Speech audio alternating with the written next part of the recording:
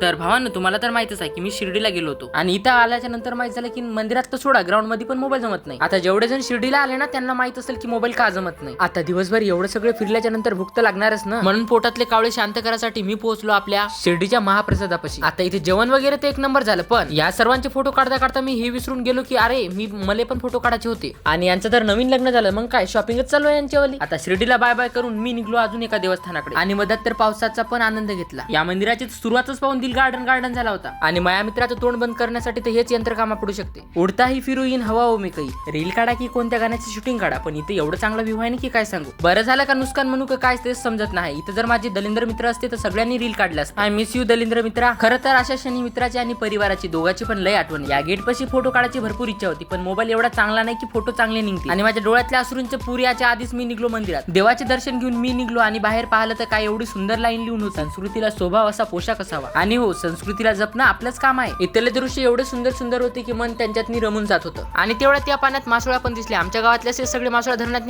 गुंग झाले असते. आणि नंतर माझ्या काळात थोबाडाचे 4-5 फोटो काढले आणि या मंदिरावर जशी ऊन पडली ना तर अजून चमकत होतं मंदिर. नंतर आपल्या देवांच्या देव म्हणजे महादेवाचे दर्शन घेतले. जर तुम्ही फिरत असाल तर देवाच्या मंदिरात पण जाऊन या, कारण देवाच्या मंदिरात पण जाणं ही गरजेचंच आहे. तर भेटू नंतर.